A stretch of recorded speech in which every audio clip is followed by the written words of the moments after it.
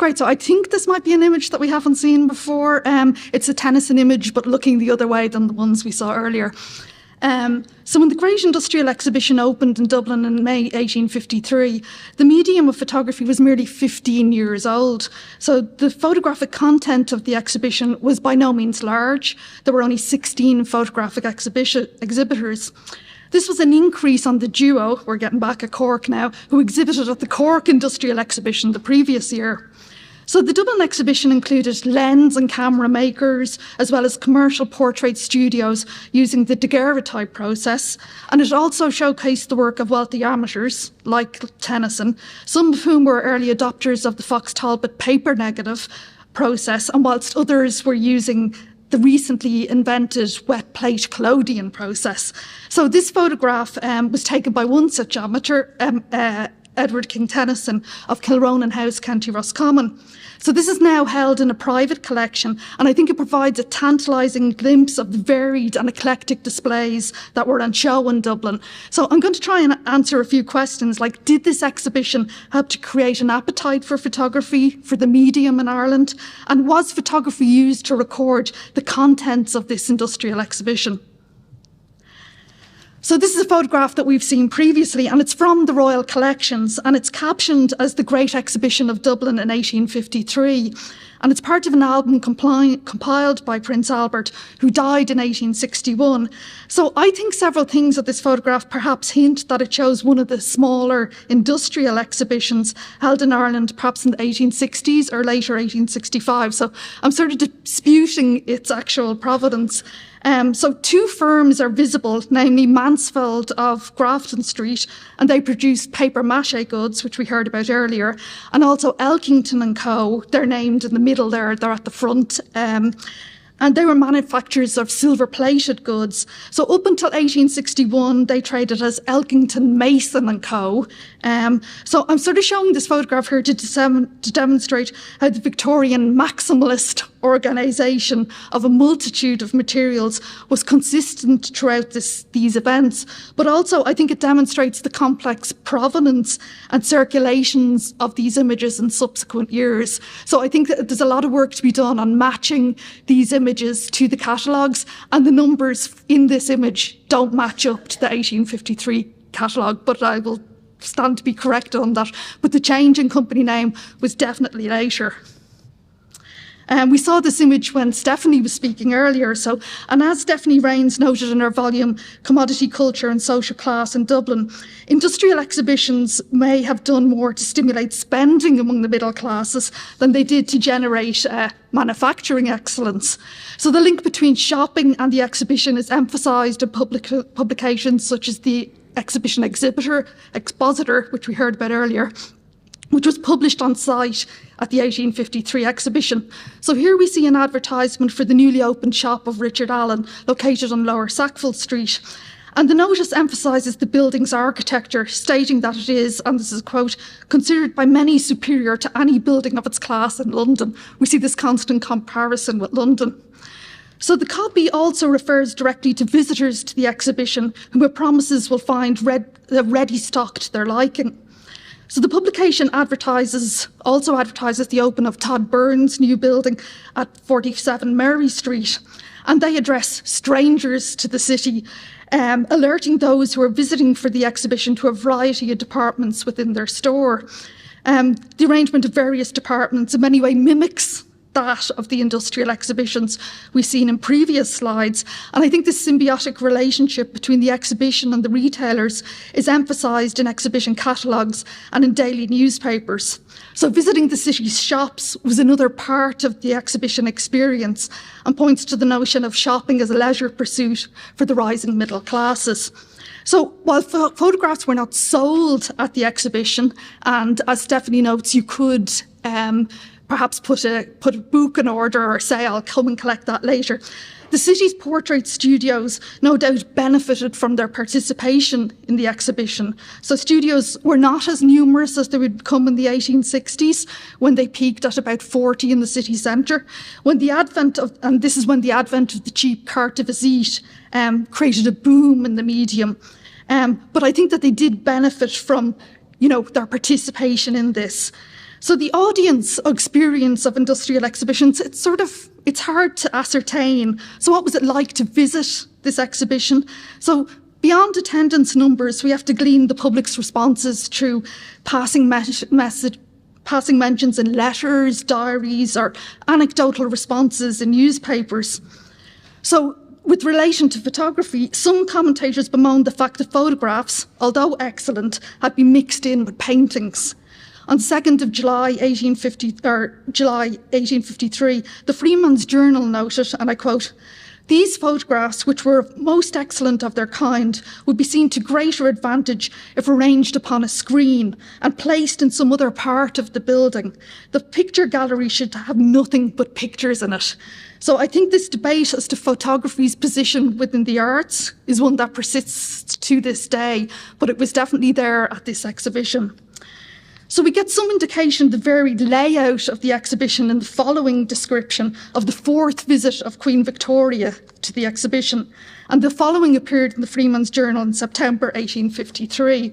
And I quote, "Passing down the gallery and glancing at Robinson's electric batteries and the photographs taken in the building by the collodion process, Her Majesty stopped at Mr. Graham Lennon's case of confectionery, where she called the attention of the young princes to a model of the front of the exhibition in coloured sweets." So this is how you're consuming photography within this sort of mash-up of a lot of different items. So the overview of the photography section in John Sproule's detailed catalogue of the exhibition was written by the Irish chemist and educator William Kirby Sullivan. So Sullivan, pictured here, wrote a considerable amount of that catalogue and was during this period employed at the Museum of Irish Industry. He was to become president of Queen's College Cork, now UCC, and Sullivan's overview of photography in Sproule's guide displays a comprehensive knowledge of the state of photography during the period, and he provides a very nuanced analysis of the latest developments. He considers the paper negative or Talbot types, also the more recent collodion process, which produced images on glass plate negatives, and the once-off daguerreotype. So when it comes to his analysis of the 1853 exhibition's photographic content, he's particularly up to date with developments in France and those photographers who are working in Europe. And he reveals in-depth knowledge of the benefits of the Blancart Evert printing process, which was favoured by Edward King Tennyson.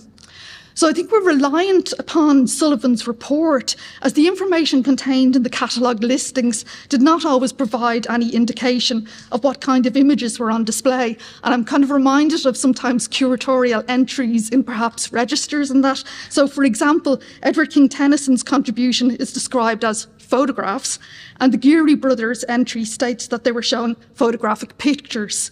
So there are also discrepancies and omissions in the listings. For example, Sullivan mentions, and this is tantalising, Mr. Pinky's extraordinary view of Upper Sackville Street, which he considered to be exceedingly good. However, Pinky is not listed in any of the various guides. So several international manufacturers of photographic equipment were at the Dublin exhibition, including the firm of Horn and Thornthwaite, whose business card can be seen here. And they were based at 122 and 123 Newgate Street in London, and their stand at the Dublin exhibition included the following. And I quote, "Daguerreotype apparatus with improved bromine apparatus for preparing the plates, portable folding camera and compound achromatic lenses with apparatus for the calotype and collodion process, portraits, etc., produced by the collodion process." So you get an idea of the level of detail and the level of customisation and nuanced marketplace that this was. So interestingly, Thornthwaite was part of a group who had raised monies for a photographic defence fund, which sought to support somebody called Martin Laroche, who had used a process similar to Fox Talbot's calotype without paying the licence fee.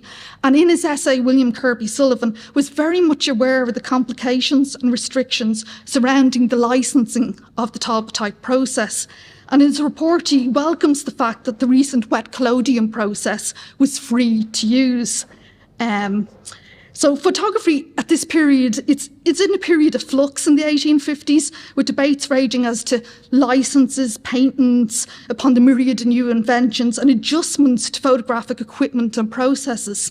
So one such inventor was Thomas Arthur Dillon, whose North City Centre address is given as 1 Upper Buckingham Street, Dublin, and his display included his portable photographic camera intended for glass plates, paper or daguerreotype process. So that's sort of a modularity, interchangeable camera, which he showed alongside a prototype of a new lifeboat, a specimen of gutta percha, which he claimed was equally strong in every direction, and an expanding rifle bullet. So he was sort of into everything.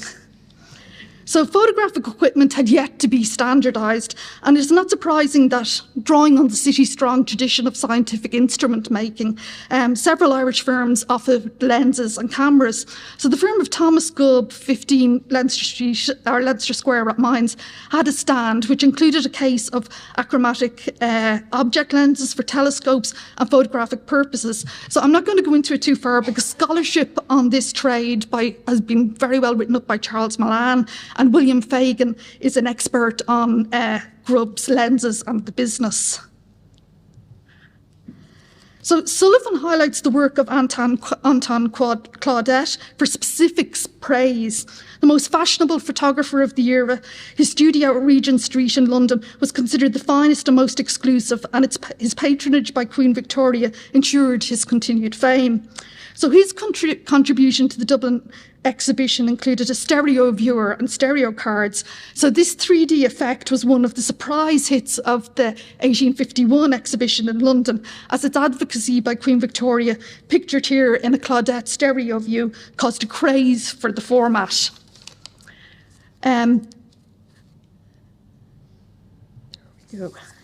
So in addition to stereo cards, Claudette's high-quality daguerreotype portraits were on display in Dublin. So this image by Claudette is probably of Nicholas Henneman, an associate of Henry Fox Talbot, who assisted Malone and Quinn in the production of the photographic items that were shown in Dublin in 1853. So I think this places the Dublin exhibition in close contact with the inventor of the photographic negative-positive medium, and also establishes, I think, the interconnected nature of the small but growing network of commercial and amateur photographers. So getting back to Edward King Tennyson, this is a photograph that was shown at the exhibition, and his contribution included many images relating to his travels in Spain. So Sullivan remarked upon the skill required to create, and these were large format prints, and the quality in the way in which he had toned them, how they look different depending on what chemicals were used. Tennyson was a member of the Royal Academy, or the Royal Irish Academy, and Tennyson's travels with his wife Louisa resulted in books, dioramas, exhibitions. He showed these in London and around Europe. And an image of his of antiquities at Fina were later reproduced in the facsimile of the Book of Fina, which he funded in 1875 and which has a strong link with the Royal Irish Academy. So there were also commercial photographers. So how many photographic studios were where they were in Dublin in 1853? A perusal of the Tom's directory for that year under occupational headings shows that photography was not considered as a discrete category within the directory. Nevertheless, the appetite for studio photography was already being catered to in the main Dublin thoroughfares. So Professor Gluckman, Burford, James Robinson and the Geary brothers were offering studio portraiture to the general public in 1853. So Gluckman is credited with one of the first studios in Dublin, and his practice was first researched by Eddie Chandler, and the unpublished PhD of Peadar Slattery deals very well with this area. And also Peter Walsh has written in the early 2000s some very good articles on this early period of commercial photography. So here we have page 68 of the exhibition guide through Dublin, which is one of those sort of associated publications which combined a tourist guide and a guide to the exhibition. And it was published by Henry Gaughan at 26 Clare Street, which he identified as being quite near to the exhibition site. And it shows an advert for Geary Brothers, whose stand at the exhibition contained the American-style daguerreotypes. They were located at 5 Grafton Street. The RAD references the intersection of loss and memory, stating, and this is a quote that appears at the top of the exhibition, or top of the advert, "We know not the value of a daguerreotype until we behold it in the shadow of a departed friend or relative." So I think it's quite telling that was there from the beginning. So Geary also interacted with the Royal Irish Academy. They were later employed by the Oceanic Society to photograph the Christopher Moore bust of William Edward Hudson, which was donated to the Royal Irish Academy in 1857. So the relationship between amateurs, commercial studios and institutions such as the Royal Irish Academy in the photographic recording of antiquities is one that is revealed by this exhibition. And here we have Kirby Sullivan's report with regard to photography, where he notes, "To the antiquary it will be a boon, for by its means he may in a few moments obtain a faithful picture of any cherished relic of antiquity, from a coin to a cathedral, inscriptions, brasses, manuscripts. In fact, everything may be copied with a truthfulness that completely defies competition." So I think we heard earlier when Philip was talking about the work of this photographer, Philip Henry de la Mont. So this is an image he's best known. This photograph shows the Celtic crosses at the Crystal Palace in its new location in Sydenham, London. And it was taken in 1855 by Henry Philip de la Mont, who is best known for these spectacular views of the Crystal Palace at the 1851 exhibition. So de la Mont did exhibit in Dublin, so he was an exhibitor and a recorder of the exhibition. Frederick Scott Archer had announced his process in 1848, and this enabled photographers to combine the fine detail of the daguerreotype with the ability to print multiple paper copies like a calotype. So he's embracing this new technology. And as mentioned previously, this process was unpatented, which is an important aspect of how the audience for photography was catered to. De la Mont took what are considered to be some of the earliest photographs of Irish antiquities. And these were most likely taken when the bulk of the Royal Irish Academy collection was lent to the Dublin exhibition in 1853.